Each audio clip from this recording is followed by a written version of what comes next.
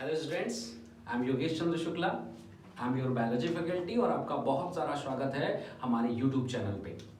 जैसा कि मैंने अपने प्रीवियस लेक्चर जिसपे एक मोटिवेशनल और इंट्रोडक्शनरी वीडियो था और दूसरा ह्यूमन रिप्रोडक्शन का पहला इंट्रोडक्शनरी वीडियो मैंने पहले ही अपडेट कर दिया है। यदि आपने नहीं देखा है तो हमारे यूट्यूब चैनल पे जाएं और प्रीवियस चैनल की जो वीडियोस हैं उन्हें देखें ज़रूर और फिर मुझे बताएं कमेंट करके कि आपको वो वीडियो कैसे लगे।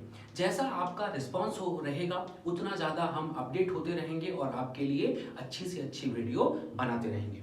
सो स्टूडेंट्स, मैं आपके लिए लेकर आया हूँ यूट्यूब चैनल पे ह्यूमन रिप्रोडक्शन का दूसरा पार्ट, ह्यूमन रिप्रोडक्शन का दूसरा पार्ट।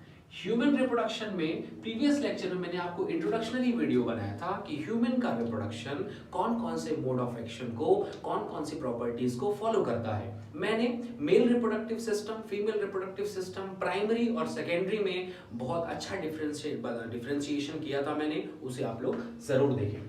सो आज स्टूडेंट ह्यूमन रिप्रोडक्शन में हमें बात करनी है प्राइमरी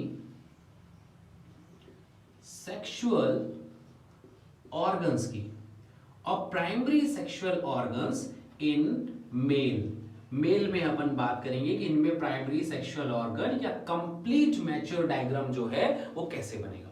सो स्टूडेंट्स देखते हैं और डायग्राम के बेसिस में ही हम समझने की कोशिश करते हैं कि वो कितना बेहतर चीज हो सकता है। ओके, सो एट फर्स्ट सबसे इंपॉर्टेंट चीज है बच्चे टेस्टिस।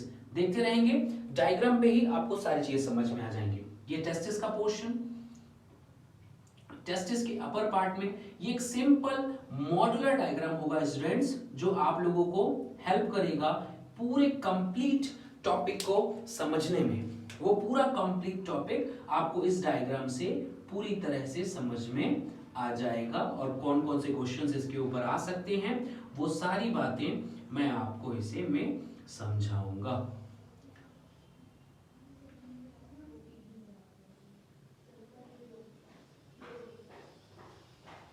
ये एक मॉडलर डायग्राम होगा और इसमें ये सारी चीजें आपको इसमें मेंशन रहेंगी और आपको इजीली वे में कैसे ह्यूमन रिप्रोडक्शन के ऊपर आने वाले सभी क्वेश्चन या अभी तक पूछे गए लगभग सभी सवालों को हम कैसे डायग्राम के थ्रू ही सारा चीज बना सकते हैं। मैं इस पे थ्योरी आपको बिल्कुल भी नहीं लिखाऊंगा, आपको शॉर्टली समझाने की कोशिश करता हूं। एक डायग्राम बड़ा, दूसरा डायग्राम ये बहुत शॉर्ट हम बनाएंगे। ओके,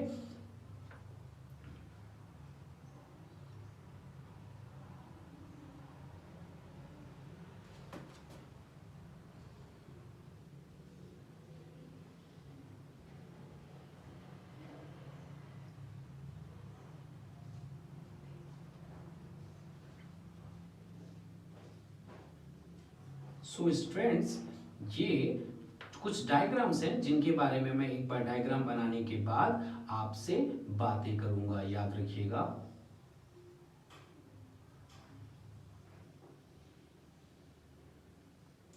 मैं एग्जैक्ट डायग्राम जो एनसीईआरटी है उससे थोड़ा सा डिफर बनाऊंगा ताकि आपको पढ़ने में, समझने में बहुत ज्यादा आसानी हो और आप इजीली समझ पाएं कि हम किस बारे में बात कर रहे हैं। ओके, सो स्टूडेंट्स बहुत इंपॉर्टेंट पार्ट है, ध्यान से स्टार्ट करते हैं। ठीक है, और ये एक मॉडलर डायग्राम है क्योंकि आप जब नीट का डायग्राम आपको डायग्रामिक बेसिस में जब आप पढ़ेंगे तो आपको बहुत काम आएगा ये। ठीक है, और 12th बोर्ड में भी आप इसे बहुत इजीली वे में समझा सकते हैं कि what is male reproductive system. Okay, so students सबसे पहली चीज शुरू होती है किसी भी डायग्राम में उसका बेसिक, किस बारे में हमें कंप्लीटली बात करनी है। इस पॉइंट ये जो सबसे बाहर की तरफ में बना हुआ है स्टूडेंट्स, ये उसकी लेयर है जिसका नाम है स्क्रोटम। क्या नाम है?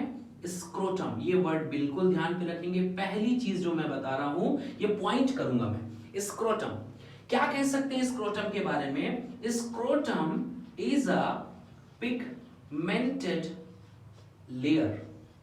स्क्रोटम क्या है? पिगमेंटेड लेयर है।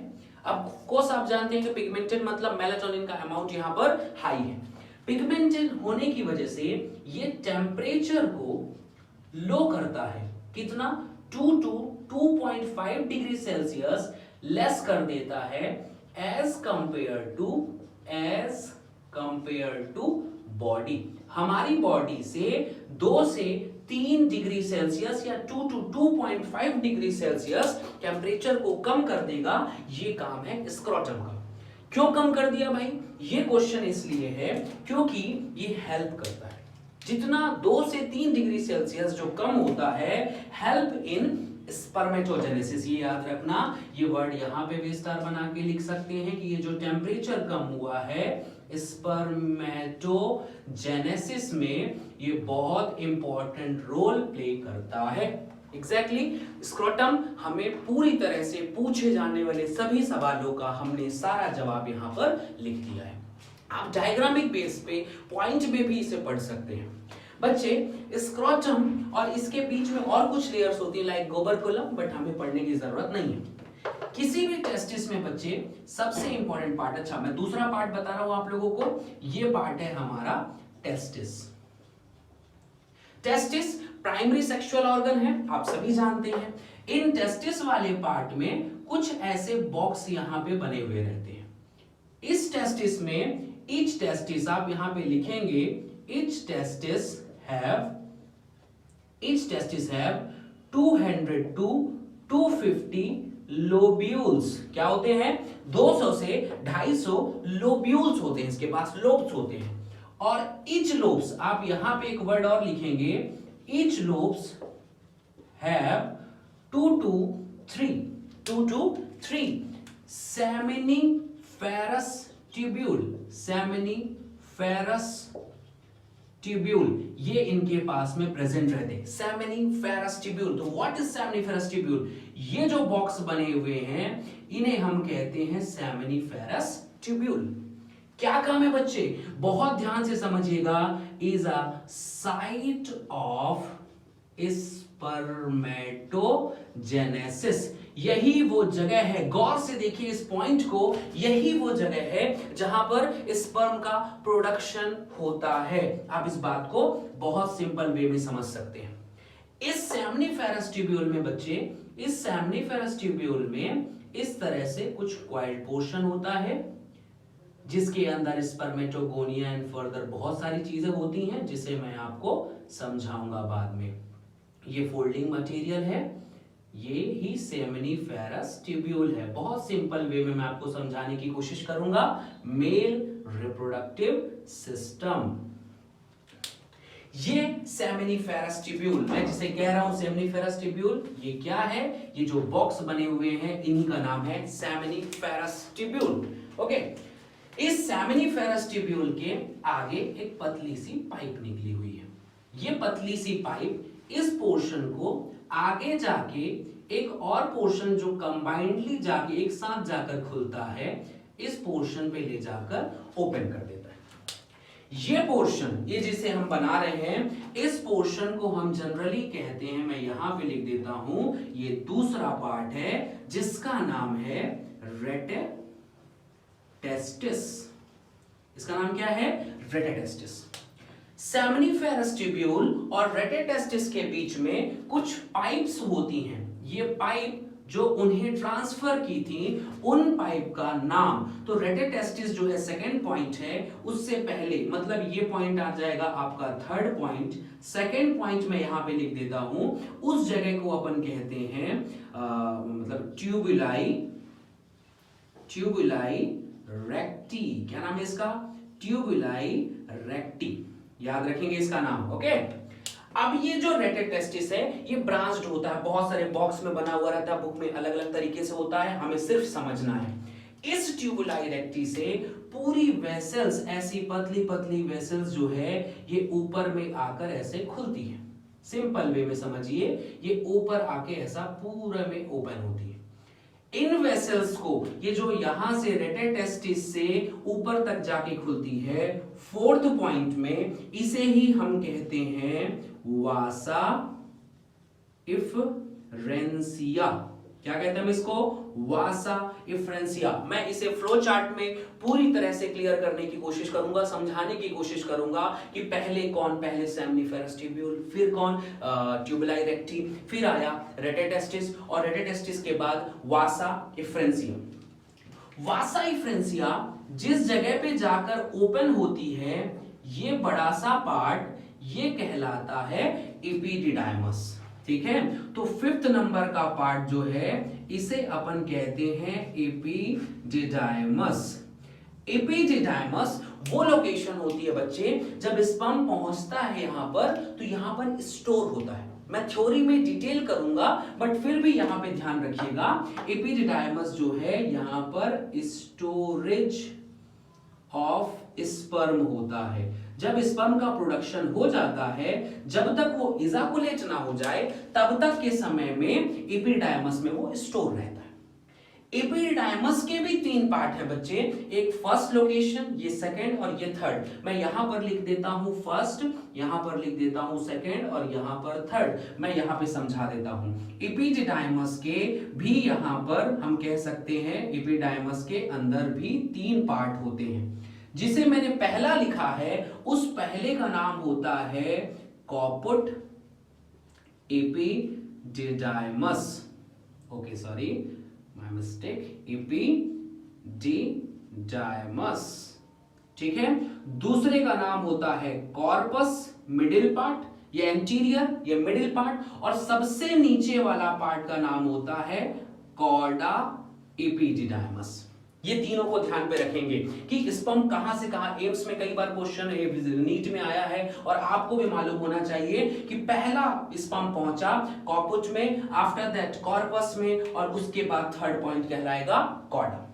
कॉर्डा के बाद स्पर्म ये जो क्वाइल्ड ऐसा फोल्डेड ऐसी लेयर आगे की तरफ में बढ़ रही है, और इस लेयर को मैं डायरेक्टली यहां पे लिख सकता हूं। ये 5th पॉइंट था, ये 6th पॉइंट मैंने लिख दिया। इस पॉइंट को अपन कहते हैं वासा डिफरेंसिया।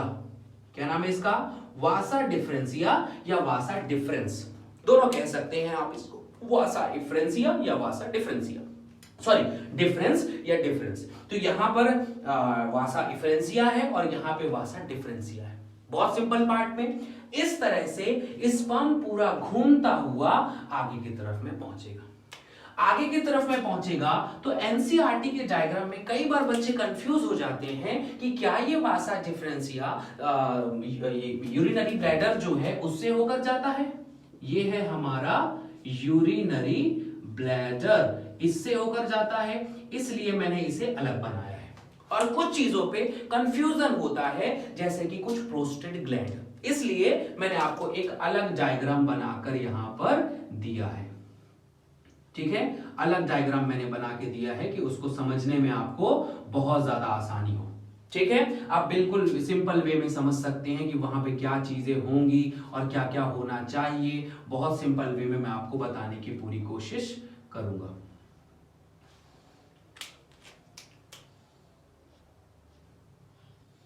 ओके स्टूडेंट्स, अब ये यूरिनरी ब्लैडर से पहले ये 3 पोर्शन आपको दिखाई दे रहे हैं। ये वो ग्लैंड हैं, ये वो ग्लैंड है जो स्पर्म को सीमेन में कन्वर्ट करते हैं। तो ये सबसे पहली ग्लैंड का नाम है, इसका नाम है सेमाइनल या सेमिनल वेसिकल। क्या नाम है इसका? Seminal vesicle. बहुत इंपॉर्टेंट रोल है इसका, और ये रोल मैं थोड़ी देर में आपको समझाऊंगा। प्लीज अपने कमर की जो पेटी है उसे बांध के रखिए, धीरे धीरे पढ़ना बहुत जरूरी है। ये टॉपिक बच्चे इतना ज्यादा जरूरी है क्योंकि अगर हमने रिप्रोडक्शन पढ़ा तो ये हमारा सोशल वैल्यूज भी इंपॉर्टेंट होती है इससे। ठीक है, सोशल वैल्यूज मतलब हमें मालूम होना चाहिए रिप्रोडक्शन से रिलेटेड चीजें। दूसरा पॉइंट, इसका नाम है प्रोस्टेट ग्लैंड। क्या नाम है बच्चे इसका? Prostate gland. क्लियर है? ये तीसरी ग्लैंड यहां पर दिखाई दे रही है, इसका नाम है बल्बो यूरेथरल ग्लैंड। क्या नाम है इसका? Bulbo urethral gland. इसे एक और ग्लैंड कहते हैं, इसका और नाम है इसका काउपर्स, सॉरी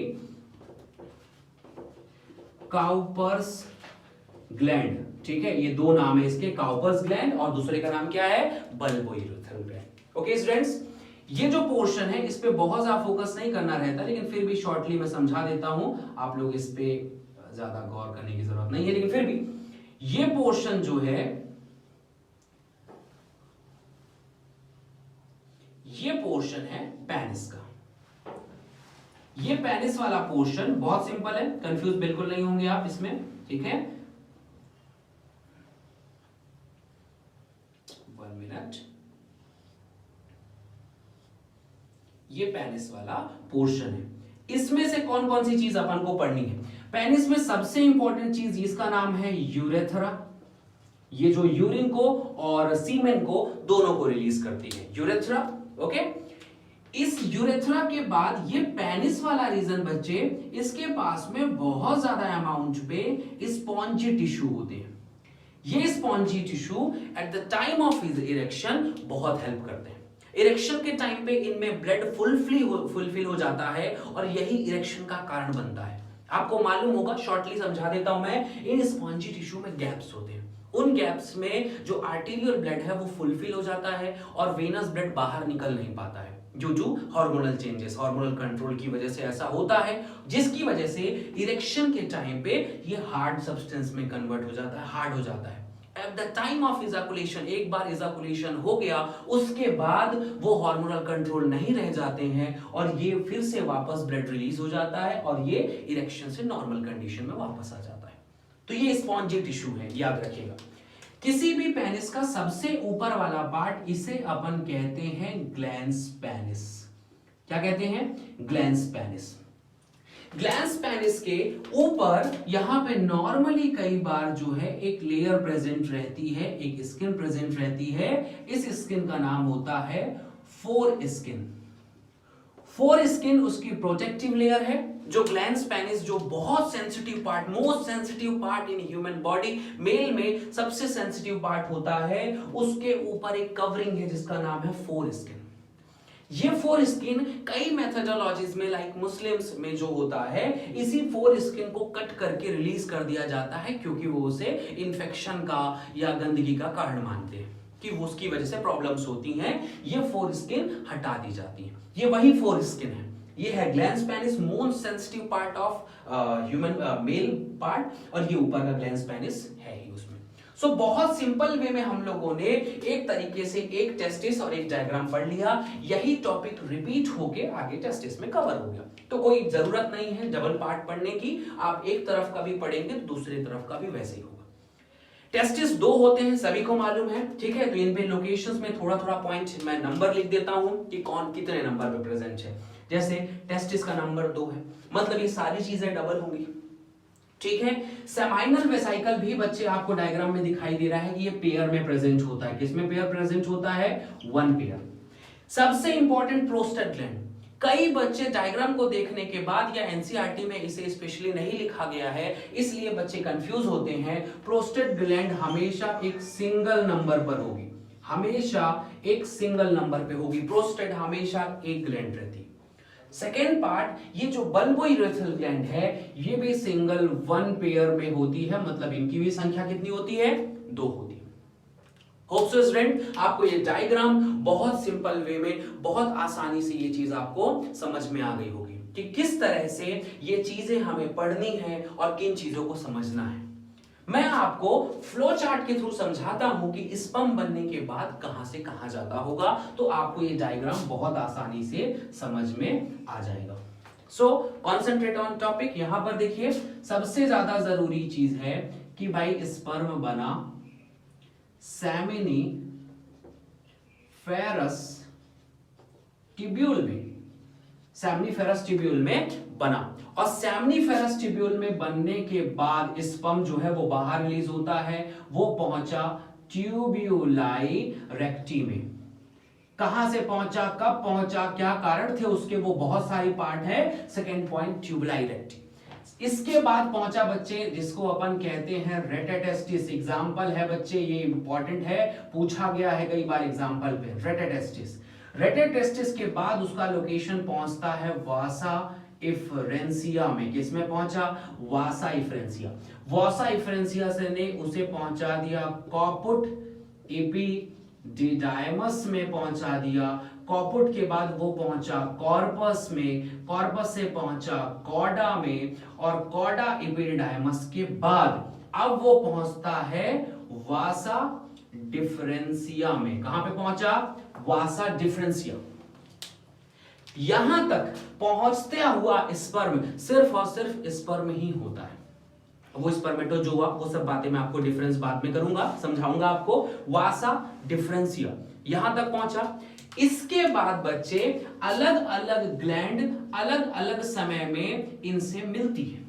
तो इसके बाद seminal vesicle and prostate gland क्या ऐसा रिलीज करती हैं कि स्पर्म अब सीमेन में कन्वर्ट हो जाता है। किसमें कन्वर्ट हो जाता है? सीमेन में। तो सीमेन में कन्वर्ट होने के लिए यहां पे सेमिनल वेसिकल और प्रोस्टेट ग्लैंड जरूरी है।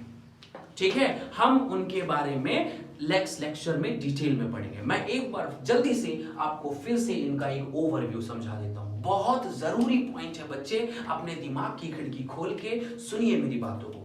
ठीक है, सेक्सुअल ऑर्गन में हम लोगों ने टेस्टिस के बारे में पढ़ना है, मुख्य रूप से टेस्टिस के बारे में। टेस्टिस बाहर से कवर्ड है स्क्रोटम से, एक पिगमेंटेड लेयर है। पिगमेंटेड लेयर का काम है टेम्परेचर को लो करना, 2 to 2.5 डिग्री सेल्सियस कम कर देता है as compare to human body. और होप सो आपको मालूम होगा ह्यूमन बॉडी का टेम्परेचर कितना होता है।